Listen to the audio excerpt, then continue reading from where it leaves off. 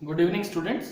आज मैं जिस चैप्टर को डील करूंगा बायो में वो है फंडामेंटल यूनिट ऑफ लाइफ। ये क्लास 9 का चैप्टर है, क्लास 9। ठीक है, तो सबसे पहले हम लोग 8 में भी पढ़ चुके हैं कि what is fundamental unit of life. Fundamental unit of life जो है वो है सेल, है ना। और सेल का हमने डिफिनेशन क्या पढ़ा था कि cell is the structural and functional unit of life. Cell is the structural and functional unit of life. Next,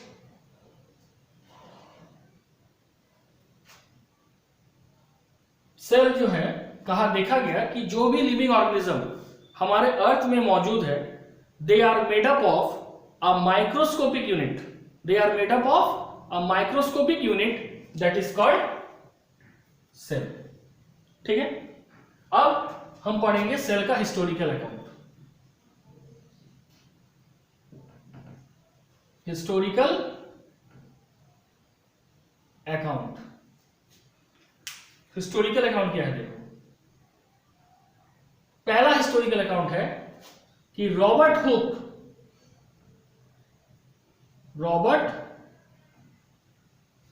hook जो कि एक इंग्लिश साइंटिस्ट था, an English scientist,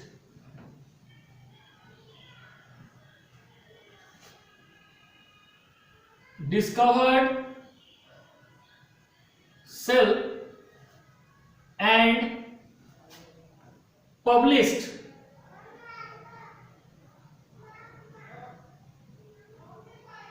his work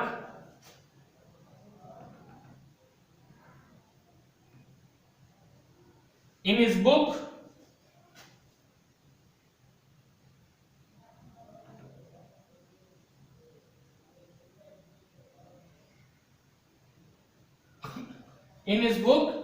Micrographia, and published his work in his book Micrographia। ठीक है, उसके बाद कैसे he take thin slice of cork। इसने क्या लिया? thin slice of cork and observe it in his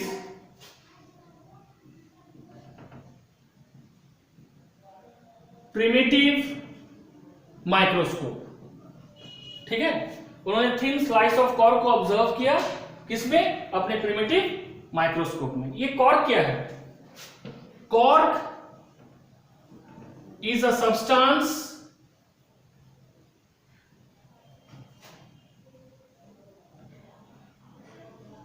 obtained from, cork एक substance है जो किससे ऑब्टेन हुआ?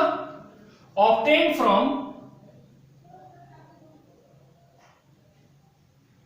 a bark of, obtained from a bark of Spanish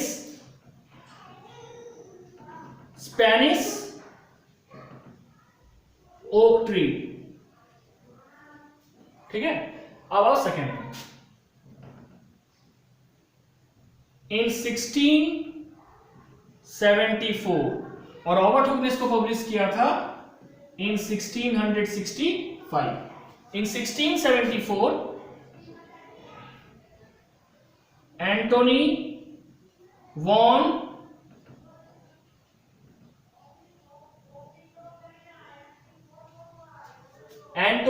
Leeuwenhoek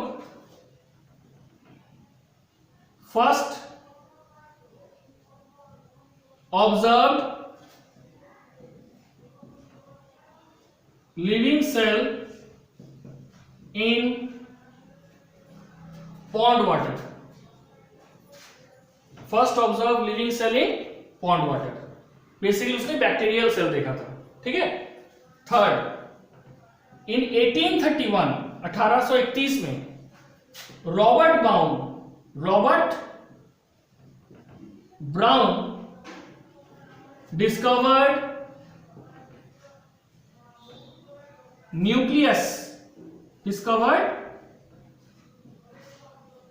nucleus in the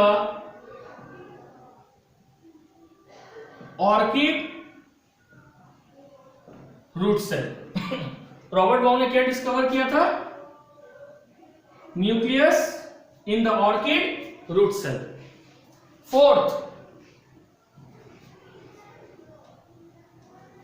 in 1838 J.E. Purkinje, ठीक है, a Czech animal physiologist, gave the term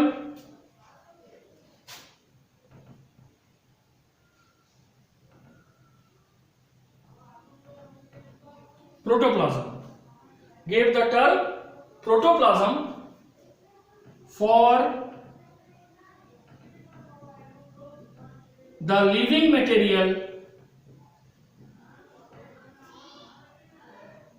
present in the cell। For the living material present in the cell, ठीक है। तो ये हो गया। उसके बाद नेक्स्ट हिस्टोरिकल अकाउंट।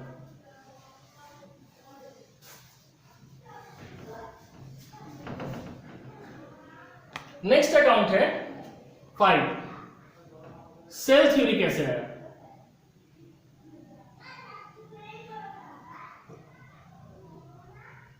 ठीक है, इन 1838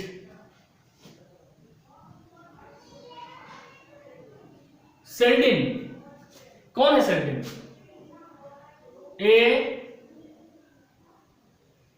a German botanist,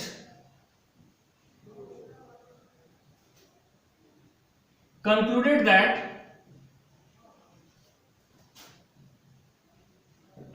plant are made up of cell and it is externally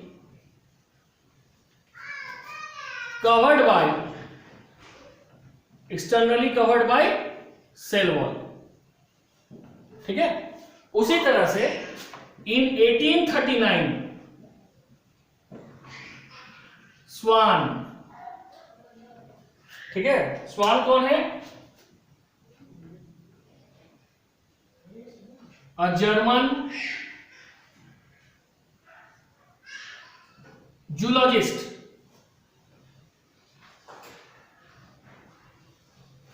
concluded that animal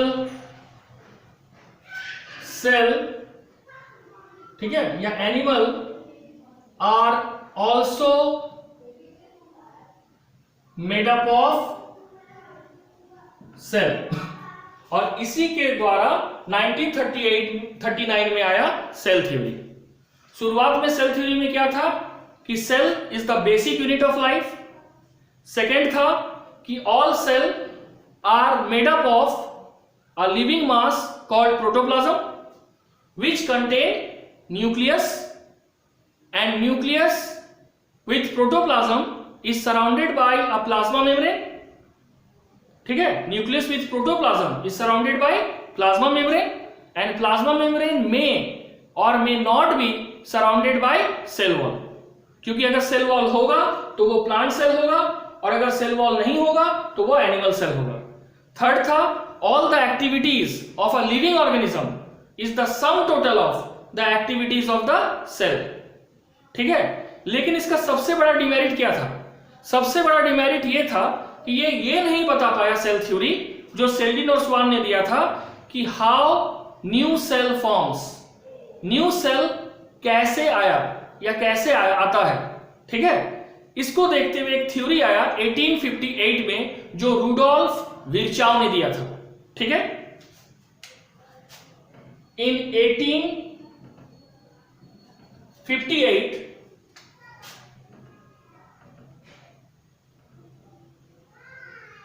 Rudolf विर्चाउ Rudolf विर्चाउ कौन है?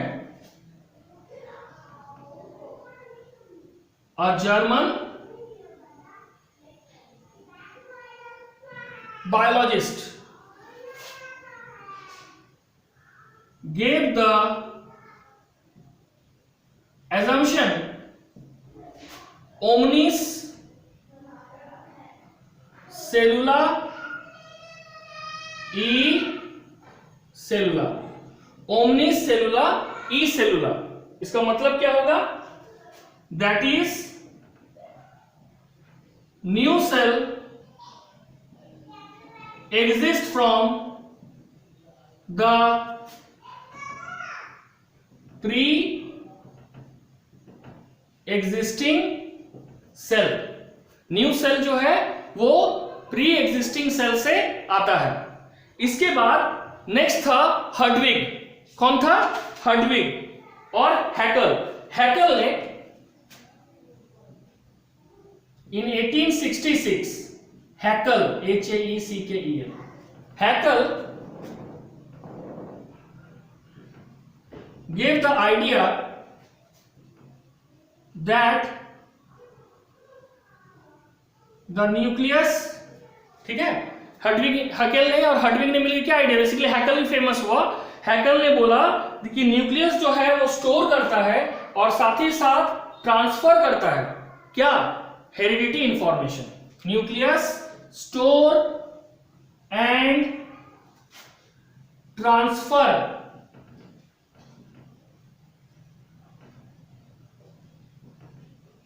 हेरिडिटी मटेरियल, या ज्यादा अच्छा लिखेंगे हेरिडिटी इंफॉर्मेशन। ठीक है, हर्डविग ने बाद में बताया था कि living organism undergo cell division and by means of cell division they form a new cell. तो ये सब कंक्लूजन होते हुए जो सेल थ्योरी को जो मॉडिफाई किया गया उसको कहा गया सेल डॉक्ट्रिन। क्या कहा गया? Cell doctrine. और सेल डॉक्ट्रिन का पहला असम्पशन क्या था कि all organism are composed of cell and cell product. सभी ऑर्गेनिज्म सेल और सेल प्रोडक्ट से बना हुआ है। ठीक है, सेकेंड क्या था कि all the living organism are made up of a living mass that is called protoplasm and protoplasm may or may not contain well defined nucleus. ठीक है, may or may not contain well defined nucleus. अगर may contain well defined nucleus वो eukaryotic cell हो गया, और अगर may not contain well defined nucleus तो वो प्रोकैरियोटिक सेल हो गया। अगर यूकैरियोटिक है तो वेल डिफाइंड न्यूक्लियस, अगर वेल डिफाइंड न्यूक्लियस नहीं है तो हो गया प्रोकैरियोटिक न्यूक्लियस। ठीक है, थर्ड वही रह गया कि all the activities of a living organism are the sum total of the activities of cell. Next क्या था कि all metabolic reaction takes place in a cell, so cell is the structural and functional unit of life. Next Rudolf Virchow के assumption को लिया गया, the new cell exist from the pre existing cell and the new cell form by cell division. यानी उसने हर्डविग के भी assumption को conclude किया और हैकल के असम्पशन को भी कंक्लूड किया। ठीक है, इससे आया cell doctrine which is the modern form of cell theory. उसमें जितना भी कमी था उसको अलग किया गया, लेकिन फिर भी एक है कि virus are still the exception of cell theory. Virus आज भी सेल थ्योरी का एक्सेप्शन माना जाता है। ठीक है, अब ये जो पूरा सेल देखे तो सेल देखा गया किससे? माइक्रोस्कोप से। यानी cell is observed by your detailed structure of the cell or internal structure of the cell is observed by an optical instrument called microscope. Microscope तीन तरह का होता है, सिंपल, कंपाउंड और इलेक्ट्रॉन माइक्रोस्कोप. ठीक है, इलेक्ट्रॉन माइक्रोस्कोप से हम किसी भी चीज को एक्सटेंसिव फॉर्म में, इंटरनल स्ट्रक्चर को डिटेल फॉर्म में देख सकते हैं. 1940 में नॉल एंड रस्का, 1940 में knoll, KNOLL, knoll and Ruska, RUSCA, Ruska ने क्या किया था, इन्होंने ऑप्टिकल इंस्ट्रूमेंट, जिसको हम आज माइक्रोस्कोप बोल रहे हैं, उसका डिस्कवरी किया था. ठीक है, और उसके बाद ऑल लिविंग ऑर्गेनिज्म को हम on the basis of the nucleus, है ना, एंड द सेल ऑर्गेनल्स, हम उसको दो पार्ट में डिवाइड करते हैं. पहला क्या है, प्रोकैरियोटिक सेल, और दूसरा है यूकैरियोटिक सेल.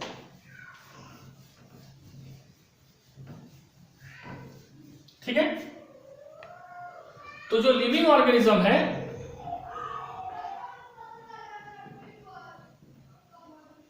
जो लिविंग ऑर्गेनिज्म है, उसको on the basis of the structure of nucleus दो पार्ट में डिवाइड किए. एक प्रोकैरियोटिक सेल और दूसरा यूकैरियोटिक सेल. Eukaryotic cell. ठीक है, तो प्रोकैरियोटिक सेल में सबसे पहले इसको वर्ड को तोड़ो. प्रो का मतलब होता है बिफोर, और कैरियन का मतलब होता है न्यूक्लियस. वैसा ऑर्गेनिज्म जिसके बॉडी में न्यूक्लियस प्रॉपरली डेवलप होने से पहले ही वो फॉर्म हो चुका था, that is called prokaryote. Eukaryotic में क्या आएगा, यू मतलब होता है न्यू, और कैरियन का मतलब होता है न्यूक्लियस. वैसा ऑर्गेनिज्म जिसमें कंप्लीटली न्यू न्यूक्लियस का फॉर्म हो चुका है, उसके बाद उसका एग्जिस्टेंस हुआ, दैट इज कॉल्ड, या फॉर्मेशन हुआ, that is called eukaryotic cell. ठीक है, अब प्रोकैरियोटिक सेल का सबसे पहले साइज में आता है. The size of the prokaryotic cell is very small, 1 to 10 mm, और इसका बहुत ही लार्ज होगा 5 to 100 mm. पहला दोनों का. दूसरा, जो प्रोकैरियोटिक सेल है, इसका इल डिफाइंड न्यूक्लियस मिलेगा. इल डिफाइंड न्यूक्लियस मतलब न्यूक्लियस का जो आउटर मोस्ट कवरिंग, उसको क्या बोलते हैं, न्यूक्लियर मेम्ब्रेन. वो न्यूक्लियर मेम्ब्रेन प्रोकैरियोटिक सेल में वेल डिफाइंड नहीं होगा, जबकि यूकैरियोटिक सेल में nuclear membrane is well defined.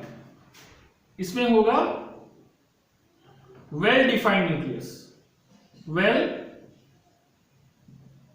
Defined nucleus. तीसरा क्या होगा, ये जो प्रोकैरियोटिक सेल है, इसमें cell bound organelles are absent. जो सेल बाउंड ऑर्गेनल्स है, जैसे कि mitochondria, endoplasmic reticulum, Golgi body, ये सब एब्सेंट होगा, एक्सेप्ट राइबोसोम, राइबोसोम छोड़ के. और इसमें क्या होगा, all cell bound organelles are present. सभी सेल बाउंड ऑर्गेनल्स जैसे कि एंडोप्लाज्मिक रेटिकुलम, गोल्जी बॉडी, है ना, ये सब प्रेजेंट होगा. राइबोसोम तो मौजूद ही होगा. यानी राइबोसोम एक कॉमन सेल ऑर्गेनल है जो प्रोकैरियोट और यूकैरियोटिक सेल दोनों में मौजूद होगा. ठीक है, नेक्स्ट क्या होगा, नेकेड डीएनए पाया जाता है इसमें, क्योंकि DNA is not covered by nuclear membrane. तो नेकेड डीएनए को क्या कहा जाता है, न्यूक्लियोइड. और एक न्यूक्लियोइड जो होता है, it is equal to single chromosome. It is equal to single chromosome, है ना. जबकि यूकैरियोट में क्या होगा, DNA is enclosed by, DNA किससे घेरा हुआ रहता है? Nuclear membrane, nuclear membrane. ठीक है, ये हो गया यूकैरियोटिक सेल का। उसके बाद जो प्रोकैरियोटिक सेल है ये basically asexual mode of reproduction करता है। ठीक है, जो वो जल्दी ये सेक्सुअल मोड ऑफ रिप्रोडक्शन नहीं करता है, क्योंकि प्रोकैरियोट में गैमेट यानी सेक्स सेल, जिसको हम स्पर्म या ओवम बोलते हैं, वो प्रोकैरियोट सेल में फॉर्म नहीं होता है, जबकि यूकैरियोटिक सेल में एसेक्सुअल और सेक्सुअल मोड ऑफ रिप्रोडक्शन दोनों होता है। ठीक है, इससे एक और बात आएगा, जो प्रोकैरियोटिक सेल है वो बेसिकली यूनिसेलुलर होता है। ठीक है, ये क्या होगा? ये बेसिकली यूनिसेलुलर होगा, है ना। और जो यूकैरियोटिक सेल है ये यूनिसेलुलर और मल्टीसेलुलर दोनों होगा। यूनिसेलुलर का सबसे बेस्ट एग्जांपल, आगे हम लोग प्लांट किंगडम में इसको डिटेल पढ़ेंगे, प्रोटिस्टा किंग, है ना। प्रोटिस्टा जो है किंगडम, ये पूरा यूनिसेलुलर है, लेकिन यूनिसेलुलर होते हुए क्या है? यूकैरियोट है। और जो मल्टीसेलुलर है इसमें क्या आएगा? मल्टीसेलुलर में आ जाएगा फंजाई, प्लांटी और एनिमेलिया। ठीक है, और जो यूनिसेलुलर है उसमें जो सेल डिवीजन होता है वो itself, cell division itself is a mode of reproduction. Cell division खुद एक रिप्रोडक्शन का तरीका होता है, किसमें? प्रोकैरियोटिक सेल में। लेकिन यूकैरियोटिक सेल में सेल डिवीजन रिप्रोडक्शन का तरीका नहीं होता है। Cell division is not a mode of reproduction in eukaryotic cell. Eukaryotic cell में सेल डिवीजन से सिर्फ सेल का नंबर इंक्रीज करता है, वो रिप्रोड्यूस करके नया सेल नहीं बनाएगा, नया ऑर्गेनिज्म नहीं बनाएगा, सॉरी। लेकिन प्रोकैरियोट में सेल डिवीजन के द्वारा वो नए ऑर्गेनिज्म को भी बनाएगा। सबसे बेस्ट एग्जांपल है एमीबा। ठीक है, ये दोनों में डिफरेंस हुआ, प्रोकैरियोटिक और यूकैरियोटिक सेल में। अब इसके बाद on the basis of composition of cell, organism एक सेल का बना हुआ है कि एक से ज्यादा सेल का, ऑर्गेनिज्म को हम दो कैटेगरी में बांटे हैं, एक यूनिसेलुलर और दूसरा मल्टीसेलुलर।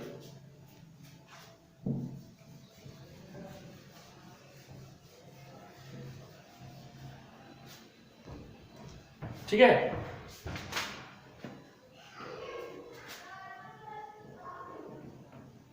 यूनिसेलुलर और मल्टीसेलुलर। ठीक है, यूनिसेलुलर होगा मतलब it is made up of single cell. Multicellular means made up of more than one cell, है ना।